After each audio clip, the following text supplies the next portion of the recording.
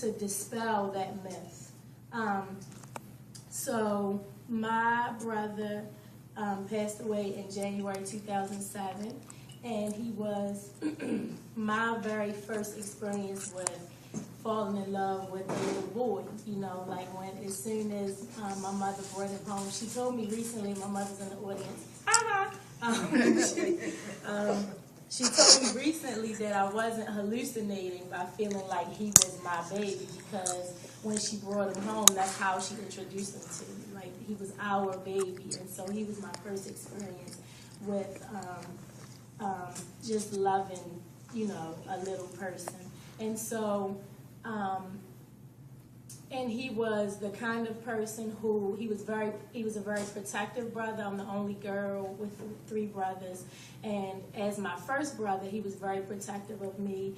Although he was younger than me, as we got older, he got way bigger than me. And so he took it upon himself to, you know, you don't tell your brothers anything that you don't want them to go and handle. And he was definitely that brother. And so, and though he was like that, he was also this teddy bear of a guy, like very lovable and, you know, very much, I think, a big, like the heartbeat in our family. And so losing him was just devastating on so many levels. It was something that a few weeks before, my mother and I had been talking, and my mother told me that something bad was probably about to happen in our lives, and that just to be prepared. And I had a meeting with my boss about 2 weeks before he left, and I was telling her that I just felt really heavy-hearted and sad, and that I was worried about him, and that if anything happened to him, I was probably going to be quiet, which is a big thing for me because, you know, I talk. And so, and she asked, like, what makes you think you would be silent? And I said, well, because if anything happens to Corny, like, what else would there be to say? Like, why would I have anything else to say on this earth if my brother isn't here? And I really felt that to, like, the depths of my being at the time, I thought. And so when he passed, it was something that it definitely made me find out strength that I had that I didn't realize I had. But it also, it definitely raised up thoughts of ugliness that I didn't know I had in me initially. Because I definitely, if I had been a boy in our family, I would have initially had a lot of feelings of wanting to get revenge and find out who did it, and, you know, go to the streets to take care of it ourselves. And that was a part of the reaction that, you know, guys in our family had. But the thing about losing somebody is you realize that no matter how angry you get, no matter how much you want to take revenge, you start to realize very quickly that that none of that is going to bring the person back, and that it's really not going to bring you any peace. You know, like, that is really, your pain is about losing that person. It's really not about retribution.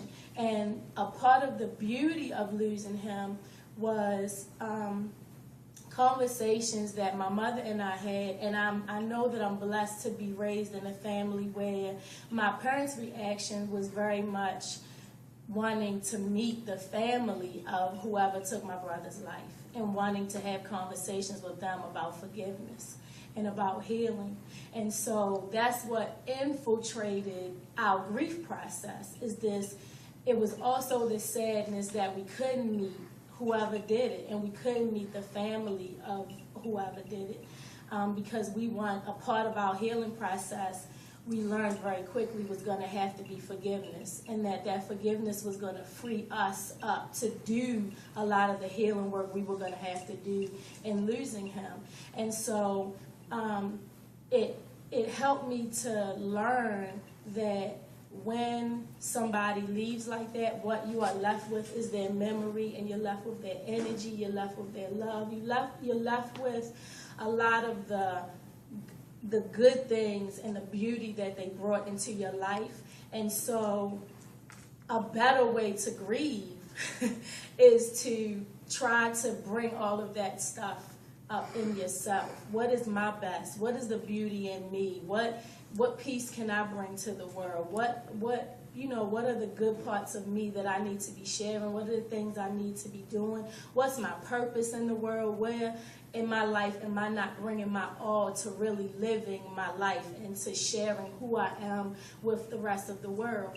And so in that, I know that I am supposed to be doing work about repealing the death penalty, because anger is very much the first reaction that we have, and it is but it's a reaction that's based in pain. It's not a reaction that's based in our humanness. It's not a humane reaction. It's a very animalistic reaction. And so while we can debate whether or not humans are the top of the animal chain, we aren't. We are like animals in a lot of ways, but we are purposefully not animals. We're purposefully supposed to be the creatures on earth who think and who decide very intentionally and thoughtfully. And so when we are uncomfortable and when we are challenged with pain, that's when we really find out where we are on our journeys. And that's when we find out what is it that we really believe and who do we believe that we are. And so if, as a country and as a state, we decide that what is best and who we are is that we are people who lash out in anger, and we are people who cannot get beyond our pain, and that our pain means that the way we get power is to inflict more pain in our society, then we are not being what we were created to be. We are not rising to a place of being thoughtful creatures on earth. And so and I believe that we live in a society that, for me, is hypocritical, that we don't do, as a society, we don't do what we need to do to heal the places in our society where people feel that robbing and stealing and killing is the way to go. We are a society that believes that we are supposed to go to other people's countries and teach them about what's right through force and through taking our troops in, if that's the way we need to. We believe that violence is a way to do things, and so we breed violence right here in our communities and as a strategy, and we teach it as a way of being, that's what power and strength looks like. And so when people who are in pain and are are oppressed and depressed and all of the things that bring people to a place in their lives where they think that murdering somebody is the way to go, they could rightfully look around at different things in this society to say, this is what taught me to think that way, and that's what taught me to think that way. And so we don't do enough to really heal the places in our society where we teach that violence equals power. And so I think it's hypocritical to then turn around and say, well, if you use violence as a way to try to feel powerful or regain strength or to resolve a conflict, that we're going to kill you. It just is not, that doesn't even, it's not good common sense to me.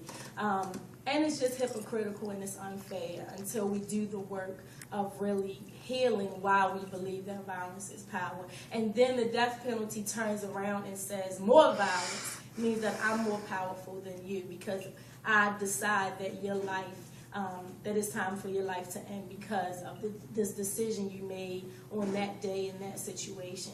And so I just believe that we are better than that. I believe that we are better than everything that the death penalty teaches.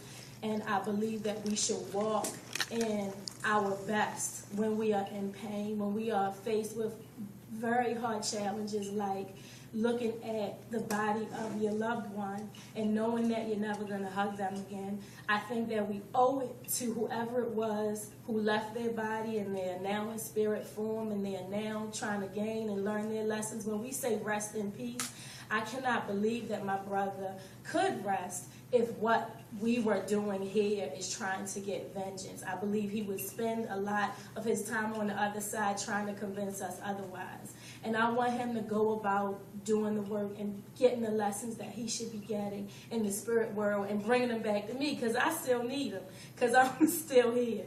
And so I think that one more dead body just doesn't equal justice. I think one more dead body is just simply one more dead body. And I think that we need to rise to the truth in us and the best in us when we are trying to make decisions about how to right the wrongs that our society has created. I think that that's when it's time to step up in our truth. And we know that that's true in other devastating situations. We just had a storm, and we see that this is what brings people together, and it makes strangers go help strangers and dig people out of holes and, bring food and help.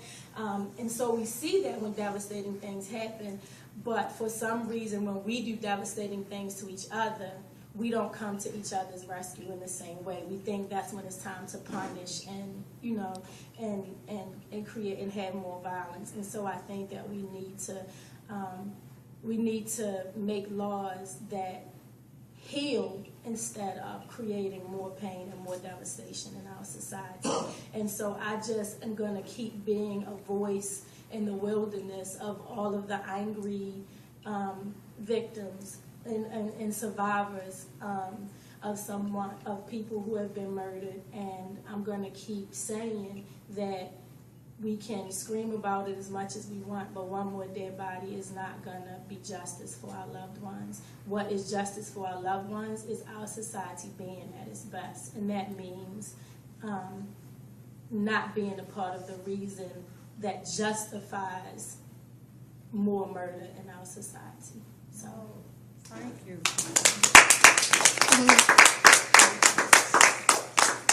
I'm going to ask Leslie, and then we'll have questions, and Jane, and then we'll have questions. Leslie.